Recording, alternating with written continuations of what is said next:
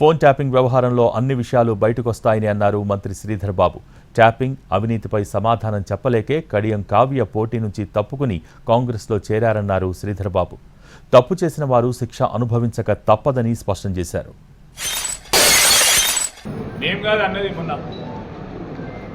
ఈ వ్యవహారాలకు సంబంధించి ఒక్కటి తర్వాత ఒక్కటి ఎన్ని తప్పిదాలు బయటకు వస్తున్నాయి అని నిన్నగాక మొన్న వారి పార్టీకి సంబంధించిన సీనియర్ నాయకుడు కూతురు ఆ పార్టీ నుంచి డిక్లేర్ అయిన వరంగల్ పార్లమెంట్ అభ్యర్థి మేము ప్రజలకు జవాబు చెప్పలేమిగా అని ఈరోజు చెప్పింది. ఈరోజు కాంగ్రెస్ వాడు చెప్తే తప్పవుతుంది.